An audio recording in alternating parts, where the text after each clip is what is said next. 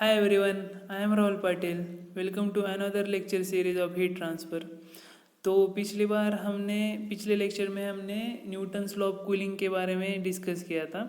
वो भी बहुत इम्पोर्टेंट था। थियरी क्वेश्चन आता है कभी कभार एग्ज़ाम में।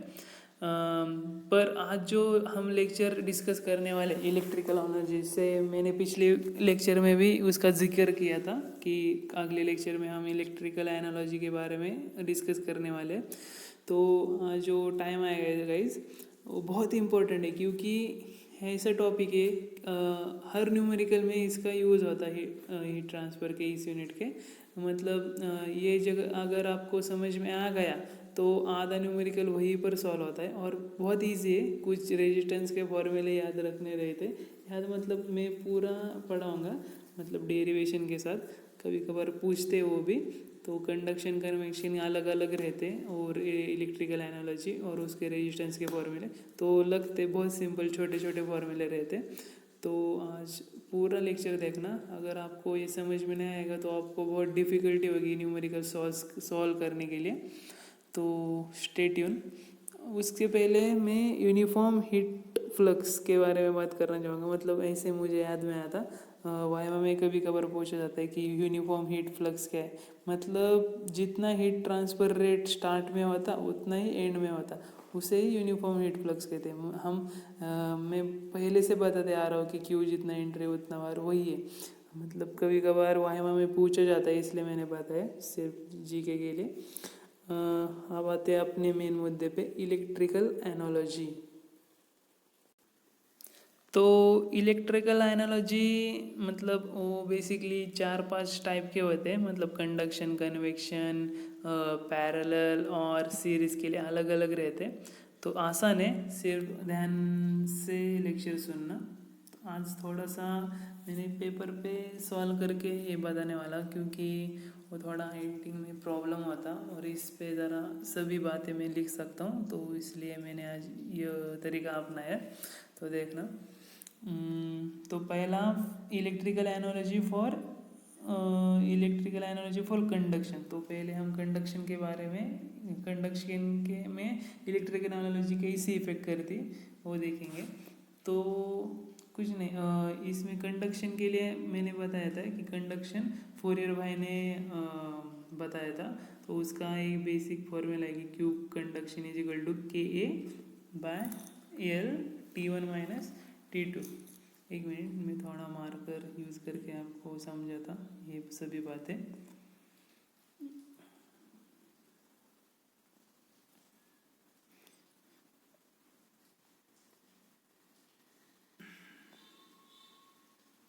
हाँ तो ठीक है। तो ये देखिए ये वो फॉर्मूला है। तो पहले तो हम इलेक्ट्रिकल कंडक्शन और डिस्कस करने वाले।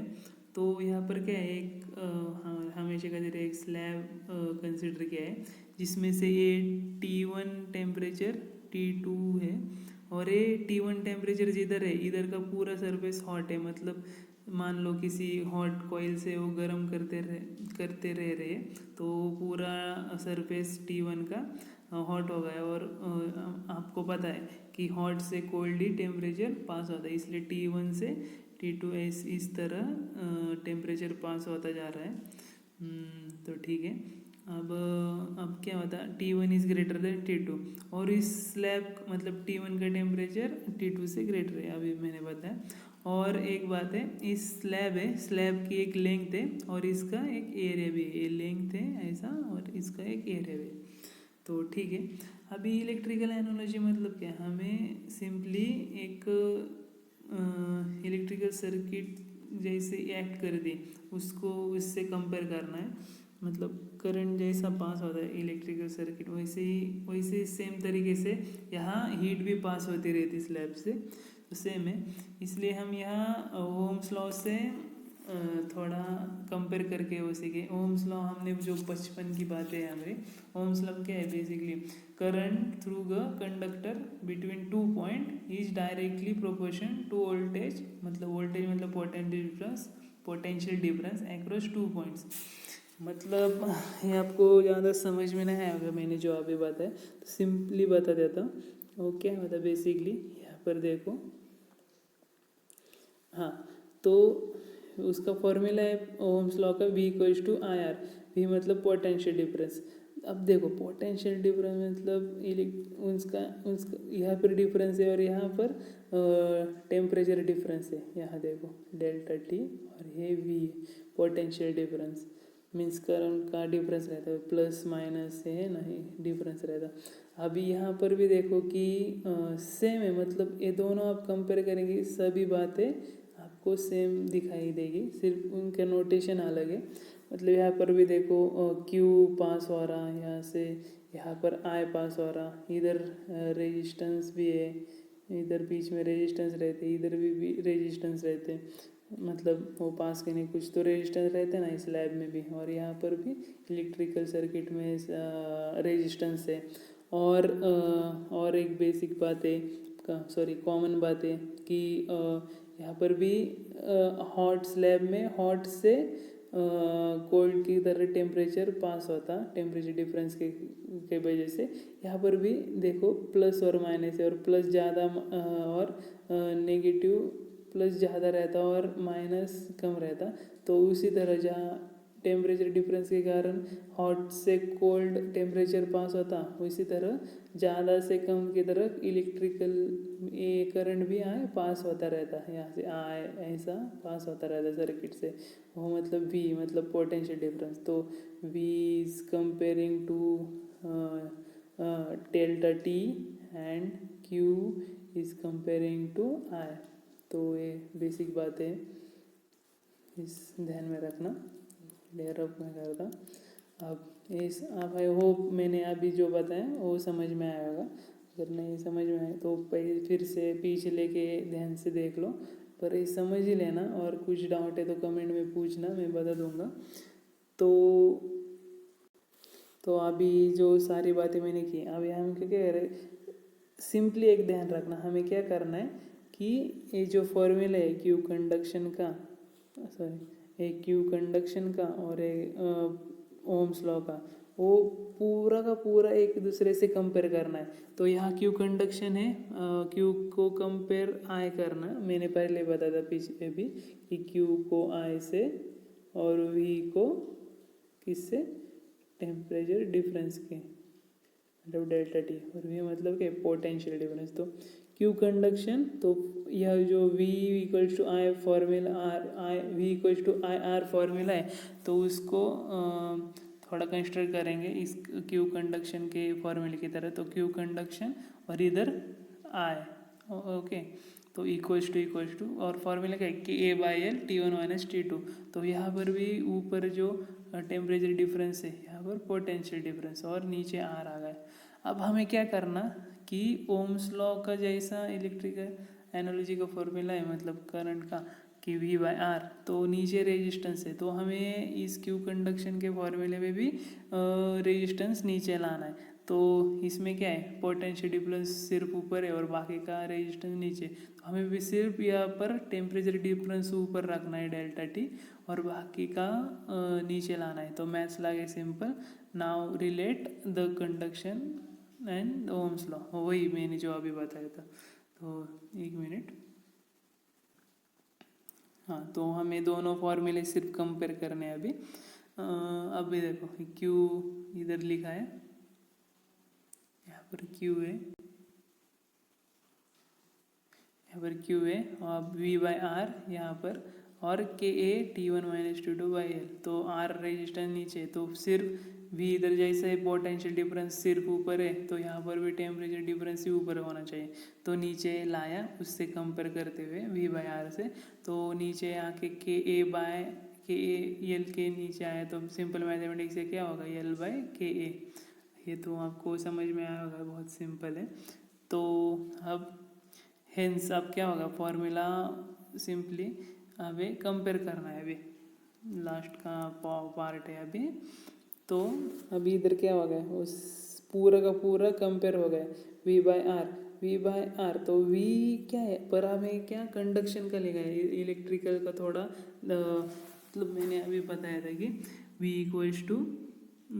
इक्वल्स टू डेल्टा टी है, मतलब दोनों का मतलब सेम है, सिर्फ ये इलेक्ट्रिकल है और ये अपना टेम्परेचर के फॉर्म में। तो अभी V की जगह हमने डेल्टा टी रखा इधर और नीचे रेजिस्टेंस वैसे रहने दिया और है T1 माइनस T2 और ये L के रेजिस्टेंस है। तो अभी मतलब हमने वो कंपेयर किया, मतलब T1 माइनस T2 क्या है, डेल्टा टी बाई आर। तो ये बेसिक फॉर्मूला हो गया हमारा इलेक्ट्रिकल एनालॉजी फॉर कंडक्शन के लिए। तो अगली पेज पे जाता मैं, इधर ही ख़त्म हो गया।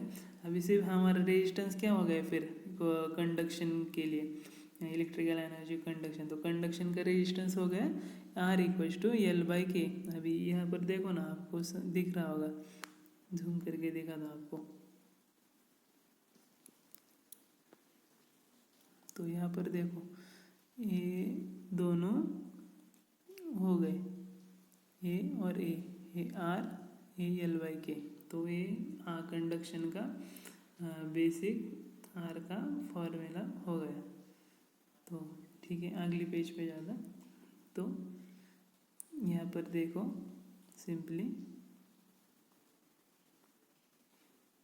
ये नोट कर लेना है formula, R conduction equal to L by K A. ठीक है, सिंपल था गाइस। तो वेर के इक्वल टू थर्मल कंडक्शन। अब है क्या, लेंथ जैसे जैसे length is directly proportional to resistance, मतलब क्या है फॉर्मूले पर देखो, ध्यान रखो गाइस कि जैसे जैसे लेंथ बढ़ेगा उस चीज़ का रेजिस्टेंस भी बढ़ता रहेगा, मतलब जितना ज़्यादा लेंथ उतना ज़्यादा रेजिस्टेंस। तो बस सिंपल है। तो जैसे अभी हमारा कंडक्शन का होगा और उसमें मैंने पहली बात आया था, तो इसलिए मैं बोल रहा फिर से कि मेरे पहले लेक्चर देखो, मैंने उसमें क्या बताया था कि कंडक्शन चीज़ों के अंदर की चीज़ों पर इफ़ेक्ट करता, मतलब इसमें स्लैब के अंदर जो रेजिस्टेंस है उस पर वो इफ़ेक्ट किया कंडक्शन, इसलिए वो हमने सिंपली मैंने वही बताया, समझ लेना। तो ठीक है, नेक्स्ट अपने पार्ट पे इलेक्ट्रिकल एनालॉजी फॉर कन्वेक्शन। ये भी बहुत सिंपल है। अब पहले बताया था कि कन्वेक्शन क्या है, एक सरफेस पर वो डिपेंड करते हैं, मतलब अब जो कंडक्शन हमने चीज़ों के अंदर की बातें जानने के लिए किया था, तो कन्वेक्शन उसके ऊपर के चीज़ों पर जो इफेक्ट करते उसके बारे में जानने के लिए कन्वेक्शन रहता। तो सिंपली मूविंग फ्लूइड, मतलब सरफेस और मूविंग फ्लूइड के बीच में का जो केस स्टडी करते हैं हम, वहाँ पर कन्वेक्शन लगता है हमें। तो अब कन्वेक्शन की इलेक्ट्रिकल एनालॉजी के ऊपर हम बात करते हैं। तो मार्कर ऑन कर लेता। हाँ, तो क्या है सिंपली गाइस, हाँ तो सेम वैसे, सिर्फ मैंने अब हमने क्या करना है, स्लैब लेना है। मैंने पहले बताया कन्वेक्शन सरफेस के ऊपर, मतलब ये देखो ये पूरा बाहर किया हुआ है, मतलब एम्बिएंट टेम्परेचर है T2, T2 हवा का टेम्परेचर है, T1 उसका एक्सटर्नल एरिया, मतलब उसका बाहर की जो सरफेस है उस वो है, और T2 हवा का। तो उसके सरफेस पे जो हो रहा वहाँ पर कन्वेक्शन को हम स्टडी करेंगे। ये भी सिंपली अब हमें उस इलेक्ट्रिकल एनर्जी मतलब ओम्स लॉ से कंपेयर करने वाले। तो वही ऐसे, या फिर सिर्फ यहाँ पर हम क्यू कन्वेक्शन का जो फॉर्मूला है हमारा बेसिक, ये Q convection equals to H by Q convection equals to H A T1 minus T2, उसको I equals to V by R से कंपेयर करेंगे। सेम कुछ फ़र्क नहीं कितना। तो एच कन्वेक्शन, एच मतलब क्या है, कितना वो यहाँ पर जो यहाँ एच रहता मतलब कन्वेक्शन के लिए, और के मतलब कंडक्शन के लिए। अब कंडक्शन के बारे में बात नहीं करेंगे। एच मतलब क्या, कितना वो हीट एब्जॉर्ब करता, उसको उसकी उस अवकात को एच कहते। तो इसे बताया मैंने अभी। तो ठीक है, अब वो हो गया। तो अब हमें सिंपली ध्यान देना है इस पर, इस इलेक्ट्रिकल एनालॉजी के फॉर्मूलेस के ऊपर। अब वो सेम रिलेट करेंगे कन्वेक्शन और ओम्स लॉ को। ओम्स लॉ अभी मैंने बताया था क्या है वो आय, तो उसको ज़रा हम कंस्ट्रक्ट करके I equal to V by R के फॉर्म में ले गए और क्यू कन्वेक्शन का फॉर्मूला एच है T1 माइनस T2। तो ये दोनों क्लियर हो गए, क्यों लाए पता चल गया। पिछले लेक्चर देखना तो आपको समझ में आएगा ये फॉर्मूले भी कैसे आएगी कि Q convection equal to H है T1 माइनस T2। तो ठीक है, अब इधर देखो सिंपली अब वो कंपेयर किए कि एच है, यहाँ पर देखो लाल मार्कर यूज़ करता, हाँ ये एच है, तो एच है T1 minus T2 equals to V by R. तो यहाँ पर मैंने आपके समझने के लिए लिखा है कि V equals to potential difference as like T1 minus T2, मतलब V ये सेम टेम्परेचर डिफरेंस के तरह एक्ट करता है, इसलिए हमने उस अब जो हमें फॉर्मूला आ गया, सिर्फ हमें अब क्या करना है पिछले कंडक्शन की तरह R जो अकेला नीचे है इसी तरह यहाँ पर ऊपर ये रखना है और नीचे हमें इवन एच ए लाने। और अगर हम नीचे एच ए लाए किसी समझो यहाँ पर एच ए है और उसको डिनोमिनेटर में लाना चाहे तो वो वैसे नहीं आएगा, आपको पता है वो क्या आएगा 1/HA करके आएगा। तो यहाँ पर देखो 1/HA और हमारा फॉर्मूला पूरी तरह से कंपेयर हो गया एक दूसरे से। तो आर कन्वेक्शन का रेजिस्टेंस क्या होगा कन्वेक्शन का 1/HA। तो ये ध्यान में रखना, ये बहुत ही इम्पोर्टेंट है।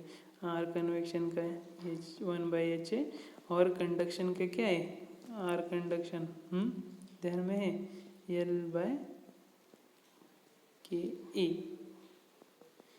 तो ठीक है भाई, वो सिंपल था ना, तो ये आपको सिर्फ बताया मैंने ये, पर आपको सिंपल रख रहा पर बिलीव मी बहुत बहुत इम्पोर्टेंट है आपके न्यूमेरिकल सेशन के लिए। अब कभी कभार इसके डेरिवेशन भी पूछे जाते हैं, तो सिंपली आपको सिर्फ ये दो फॉर्मूले ध्यान में रखने न्यूमेरिकल्स के लिए, और वो कैसे आए ध्यान में रखो, ये वाला आर कंडक्शन का और कन्वेक्शन का।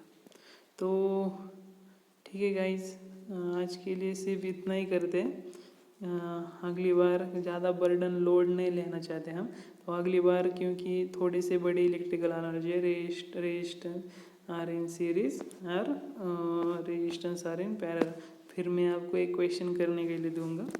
ठीक है, आज के लिए इतना ही। प्लीज़ लाइक शेयर सब्सक्राइब कर देना।